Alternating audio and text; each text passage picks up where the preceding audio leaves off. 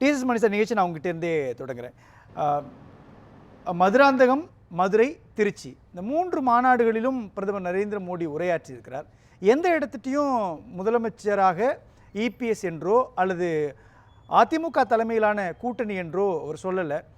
NDA கூட்டணி அப்படின்ற ஒரு விஷயத்தை தான் சொல்கிறாரு. இது எப்படி புரிஞ்சிக்க வேண்டியிருக்குது? இல்லை, தமிழ்நாட்டு மக்களுக்கு புரியக்கூடாதுங்கிறதுக்காக சொல்ல வராருக்கும்.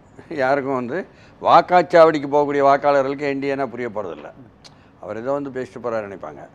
பிரச்சனையே என்னென்னு சொன்னால், அவங்களுடைய ஹிடன் அஜெண்டாங்கல்ல, மறைத்து வைத்திருக்கும் நிகழ்ச்சி நிரல் தான் இது.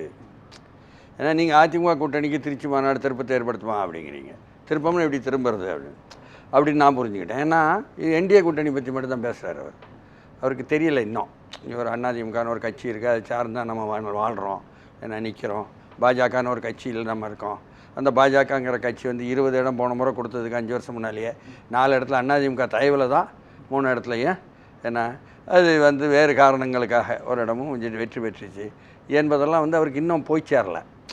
அதாவது அவங்க உளவுத்துறையோ அவங்களுடைய துறைகளோ ரொம்ப பலவீனமாக இருக்குது போல் ஒன்றிய அரசு.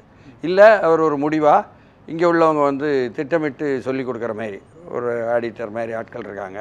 குறிப்பாக சில ஒரு பார்ப்பன குழுக்கள் ரொம்ப தெளிவாக சொல்லி கொடுக்காங்க. பழனிசாமியை ஒழிச்சிடணும், அதிமுக அழிஞ்சாதான் பாஜக வளர முடியும், இல்லைனா அதிமுக பாஜக ஓட்டெல்லாம் எடுத்துகிட்டு போயிட்டுருக்கு என்பதாக. தவிர திமுக ஒன்று எதிராக இருந்தால் தான் பாஜக வளர முடியும், பாஜக ஒன்று இருந்தால் தான் திமுக வளர முடியும் திமுக நினைக்கும்.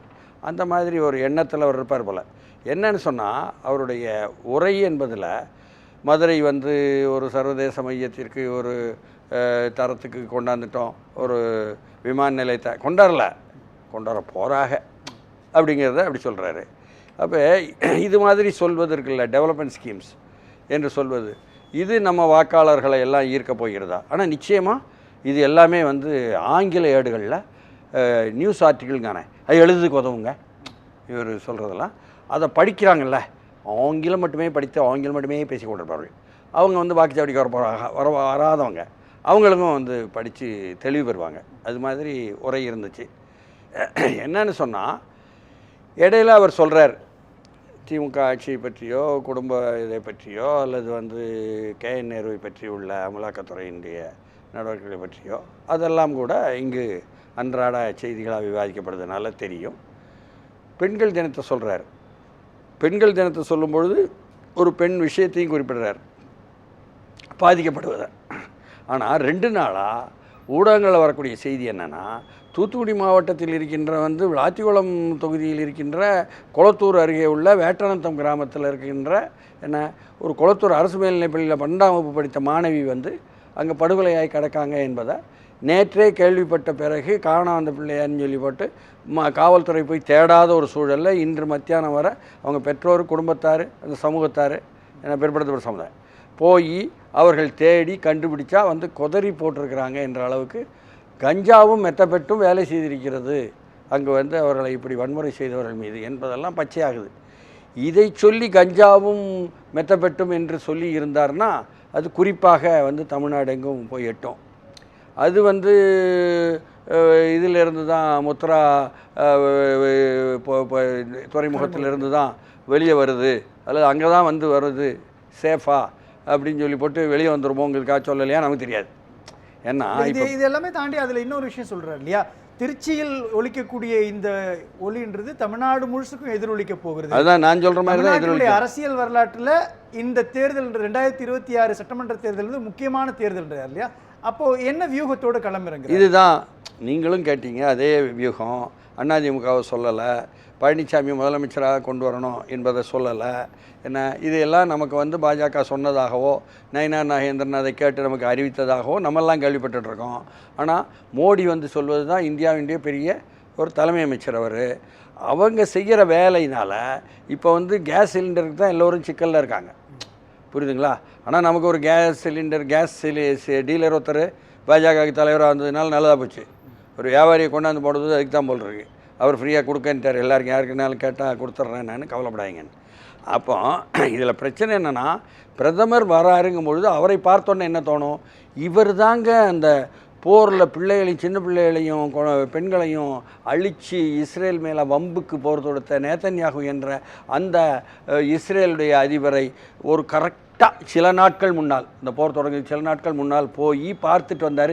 அப்போ இவர் சொல்லித்தான் அடித்தாங்களா என்ற மாதிரி தான் இவருடைய முகம். இல்லை, எனக்கு தேவைப்படுறது என்னென்னா, இதற்கு முன்பு 2 நாட்களுக்கு முன்பு தான் திமுக ஒரு மாநாட்டை திருச்சி நடக்குது. ஆமாம். இப்போ என்டிஏ அதிமுகவினுடைய இந்த கூட்டணியுடைய மாநாடு நடக்குது இல்லையா? ரெண்டுமே சமபலத்தில் போட்டியிடக்கூடிய நிலை இருக்குதா, அல்லது யாருடைய கை இந்த இடத்துல ஓங்கி? இது அதிமுக கூட்டணியினுடைய மாநாடு போன்று தெரியவில்லை. தெரியல. இதில் முக்கியமான பேச்சாளரான இந்தியாவினுடைய தலைமை அமைச்சர் என்பவர் பேசியது முழுக்க என்டிஏ என்பதாகத்தான் பேசினார்.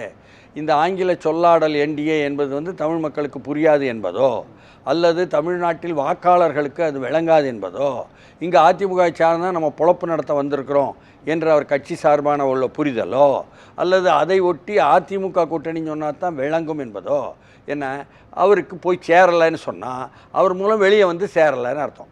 அப்போது திமுக நடத்திய மாநாட்டுக்கும் இந்த மாநாட்டுக்கும் போட்டியாகவே பார்க்க முடியாது. இது வேறு ஏதோ ஒன்று, இந்த சர்க்கஸ் நடத்துகிற மாதிரி ஒரு என்டிஏ ஏதோ ஒன்று, சர்க்கஸில் புது புது பேர் வச்சுருப்பாங்க, அந்த மாதிரியோன்னு தெரியலை. அதனால் இவர்களுடைய நோக்கம் என்பது என்ன என்ற கேள்விதான் இதில் கேள்வியாக. இந்த இடத்துல ஏற்கனவே முதலமைச்சர் ஸ்டாலின் சொல்கிறாரு, 2026 தேர்தல் என்பது டெல்லிக்கும் தமிழ்நாட்டுக்குமான போர் அப்படின்றார் இல்லையா? ஏறக்குறைய அந்த இடத்துல தான் பிரதமர் நரேந்திர மோடி நிற்கிறாரு. அதனால தான் பாஜகவை முதன்மைப்படுத்துவதை விட திமுக முதன்மைப்படுத்துவது, பாஜகவை முதன்மைப்படுத்தி ஏற்கனவே அதை சொல்லிட்டேன். அதாவது திமுக இருந்தால் தான் பாஜக வளர்க்க முடியும், அதிமுக இருந்தால் பாஜக வளராது. சரிதானா? அதே மாதிரி பாஜக இருந்தால் தான் திமுக வளர்க்க முடியும் அந்த பக்கம். அதனால் 2 பேருக்கும் ஒரே அஜெண்டா என்பதை பற்றி பிரச்சனை கிடையாது. அது நமக்கு புரிய ஆரம்பிக்குது. ஏன்னா விஜய்னு ஒரு கேரக்டர் புதுசாக அது சொல்ல ஆரம்பிச்சிட்டாரு, 2 பேருக்கு மறைமுக தொடர்புன்னு. இப்படியெல்லாம் சொல்லும் நேரத்தில் தான் இப்பொழுது என்ன போயிடுச்சின்னு சொன்னால், 2 கூட்டணிலையும், அதிமுக கூட்டணியோ திமுக கூட்டணிலையோ தொகுதிகள் பங்கு கூட்டணிக்கு என்பது தான் போய்கிட்டு இருக்கு. அதில் சிபிஎம்மே என்னன்னு சொன்னால், நாங்கள் இன்னும் முடிவெடுக்கலை என்பதோ, மதிமுக ஐயா நாங்கள் விலகிக்கிறோம் என்பதோ சொல்கிறாங்கன்னு சொன்னால், எந்த பக்கம் என்ற கேள்வி வரும்பொழுது தான் கேரளாவிலிருந்து செய்திகள் வருது. மலையாள மனோரமாவில் காங்கிரஸும் விஜயும் சேர்ந்து இருக்கும் பொழுது 84 தொகுதி வெற்றி பெறுவார்கள், 140 மொத்தங்க என்று எழுதியவர்கள், காங்கிரஸும் விஜயும் உடைந்த பிறகு 50 தொகுதி தான் காங்கிரஸ் வெற்றி பெறும்னு எழுதுகிறாங்க. அப்போ விஜய் கட்சிக்காக உள்ள செல்வாக்கு என்பது கேரளாவில் நாம் பயன்படுத்த ஏன் கூடாது என்று சிபிஎம் மதியில் சிந்திப்பதும், அதை ஒட்டி அகில இந்திய பொதுச்செயலாளர் கேரளாவில் இருந்து வந்திருக்கக்கூடிய பேபி நாம் அதை பற்றி சிந்திக்கணும் என்று சொல்வதும் என்ற செய்திகள்லாம் வந்துக்கிட்டு இருக்கு. அப்படி இருக்கும் பொழுது இங்கே இவர்கள் இன்னும் சொல்ல போனால் அமைச்சர்கள்லாம் ஆய்வு பண்ணாங்க, ஒவ்வொருத்தரும் சர்வே எடுத்தாங்க, 22 விழுக்காடு வர வருது அவருக்கு அப்படின்லாம் சொல்கிறாங்க விஜய்க்கு. நமக்குத்தான் தெரியலையே தவிர, நமக்கு தான் அப்படி மாபெரும் எதிர்பார்ப்பு விஜய்க்கு இருப்பதாக புரியலையே தவிர, நாட்டில் இந்த அரசியல் கட்சிகள்லாம் பேசுகிறாங்க. அதை வச்சு தான் நான் இவங்க பேசுகிறாங்கன்னு தான் சொல்கிறேன். அப்படி இருக்கும் பொழுது எல்லோருக்குமே அப்படி ஒரு த்ரெட் இருக்குது. அப்போ இவர்களுக்கும் சரி இருக்குது. ஏன்னா விஜய் கட்சி சேரப்போகுதா, இவர் என்டிஏங்கிற ஆங்கில சொன்னார் அதில் என்று கேள்வி வரும்பொழுது, நான் மற்றவங்களோ அதெல்லாம் நாங்கள் பியூஷ் கோயலே சொல்லிட்டாரு, நாங்கள் தீர்மானிக்க முடியாது, எடப்பாடி பழனிசாமி தான் தீர்மானிக்கணும்ன்ட்டு. அப்போ மட்டும் வேணும் அதிமுக தலைமை என்பது தான் தீர்மானிக்கணும்னு. இப்போ மற்ற பரப்புரையில் வேண்டாம் என்றால், பரப்புரைக்கும் தேர்தல் உள்ள அணுகுமுறைக்கும் சம்பந்தம் இருக்கிறது என்பதை புரிந்து கொண்டு இந்த தலைமை அமைச்சருக்கு வழிகாட்டல் கொடுக்கப்பட்டுள்ளதா இல்லையா? இல்லை, எந்த இடத்துலையும் இபிஎஸ் தான் முதலமைச்சர் கேண்டிடேட்னு சொல்ல மறுக்கிறாரா, தயங்குறாரா, அல்லது என்னுடைய ஸ்டேச்சருக்கு நான் சொல்லவா, அப்போ நான் தானே இங்கே ஹீரோ அப்படின்ற இடத்துல நிற்கிறாரா? அந்த ஹீரோ தான் பெரும்பான்மை வரும்னு சொல்லி போட்டு 2024 வராமல் ஒரு நிதிஷ்குமாரையும் ஒரு சந்திரபாபு நாயுடுவையும் சார்ந்து தன் ஆட்சியை தக்க வைக்க வேண்டி வந்துச்சு. அந்த ஹீரோ தான் அப்புறம் கூட இருந்தே குழி பறிப்போம்னு நிதிஷ்குமாரை முதலமைச்சரில் இருந்தும் பறித்து ஏதோ ஒன்று செய்கிறாங்க, எதுக்கு செய்கிறாங்க, என்ன செய்கிறாங்க, எப்படி விளைய போகும்னு நாடே குழம்பி போய் இருக்கிற நிலைமையை உருவாக்க முடிஞ்சிச்சு. அதனால் இவர்களுடைய ஹீரோ என்பதெல்லாம் உண்மையில் ஹீரோவா ஜீரோவா என்பது இப்பொழுது இஸ்ரேல் நேத்தன்யாகுவை பார்ப்பதும் கட்டிப்பிடிப்பதும், அதில் அம்பானிக்கு குறிப்பாக அமெரிக்காவும் இஸ்ரேலும் சேர்ந்து தான் இந்த போரை நடத்துது.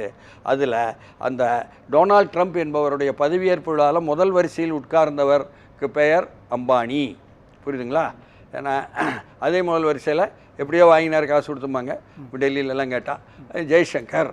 புரியுதுங்களா? அப்படி இருக்கக்கூடிய ஒரு நிலையில் அம்பானி வெனிசுலாவிலிருந்து எண்ணெய் வாங்குவதற்காக, நீங்கள் ரஷ்யாவிலிருந்து வாங்குவதை பற்றி தான் வெளியே வருது, வாங்குவதற்காக அமெரிக்காவுடன் ஒப்பந்தம் போட்டிருக்கிறார் என்ற செய்தி முதற்கொண்டு வந்திருக்கு வெளியே. அந்த அம்பானிக்காக இருப்பது என்பதும் ஈரான் தவிர பிற கண்டங்கள் எல்லாம் என்ன துறைமுகத்தை உள்கட்டுமானத்தை கட்டி கொடுக்கக்கூடிய ஹைசா துறைமுகம் என்று இஸ்ரேல் கட்டி கொடுத்திருக்கக்கூடிய அதானின்னு ஒருவர் இருக்காரு. அப்போ இவர் வந்து அதானி அம்பானியா இந்தியாவை ஆள்றாங்களா, வெளிவார கொள்கைகளை தீர்மானிக்கிறாங்களா, இந்த பிரதமர் நரேந்திர மோடி தீர்மானிக்கிறாரான்னு தெரியல எனக்கு. அதனால திருச்சி மாநாட்டுக்கும் அதுக்கும் என்ன சம்பந்தம்? அவர் தானே வந்து இங்கே முகாமே வந்திருக்காரு. திருச்சி மாநாடு என்று நீங்கள் சொல்வது அதிமுக பெயரை சொல்லவில்லை என்று சொன்னாலும், என்டிஏன்னு பெயரை சொல்லுது என்பது பொருத்தமில்லை என்றாலும், அங்கு வந்து பிரதமராக பிரமாதமாக பிரபலப்படுத்தப்படுவது பிரதமர் நரேந்திர மோடி. அப்போ நரேந்திர மோடி என்பவர் இந்தியாவின் தலைமை அமைச்சராக இருக்கிறாரா, இந்திய மக்களுக்காக இருக்கிறாரா, வெளிவார கொள்கையில் போர் கூடாது என்ற இந்தியாவினுடைய வரலாற்றை தொடர்கிறாரா, அல்லது போரை தூண்டிவிடக்கூடிய நேத்தன்யாகு அமெரிக்கா கூட நிற்கிறாரா என்பதை தீர்மானிப்பது அம்பானி அதானியினுடைய வர்த்தக நலன்களாக இருக்குது. பேசலாம் சார், பேசலாம். மணி சார் எப்படி பார்க்குறீங்க? இறுதி கருத்து ரொம்ப சுருக்கமாக. இல்லை, யூடியூப்பில் ஏற்படுத்தாது என்பது அதிகமாக சொல்லியிருக்காங்க இல்லையா? நான் எக்ஸ்தலத்தில் 85% பேர் சொல்லியிருக்காங்க. அதில் ஆமாம் ஏற்படுத்தும் சொல்லியிருக்காங்க. சரி, ஒவ்வொருத்தரையும் ஒவ்வொரு ஐடிவிங் கையால் தான் நமக்கு தெரியாது. ஆனாலும் வந்து பாஜகவினுடைய திட்டம் வந்து இப்படித்தான், பழனிசாமி தலைமையிலான அதிமுக ஆட்சி அமைக்கக்கூடாது என்பது போல், நம்ம சார் சொன்னது போல் பாஜக பகிரங்கமாக சொல்லிட்டாங்கன்னா பாஜக நிற்கிற இடங்கள்லாம் அதிமுககாரங்க ஓட்டு போடவே வந்து யோசிப்பாங்க, உளவியல் ரீதியாக என்பது தெரியுது. அதனால் குறிப்பாக வந்து எழுந்து வரக்கூடிய அந்த எதிர்ப்பு என்று அதிமுக தலைமையில் வரக்கூடியது என்பதை கூட எந்த அளவுக்கு அதை செதுக்கலாம் அல்லது உடைக்கலாம் என்பதாக திமுக வெற்றி பெறுமானால் உதவியது பாஜக என்பதாக நாம் புரிஞ்சுக்கொள்ளும். நன்றி சார்.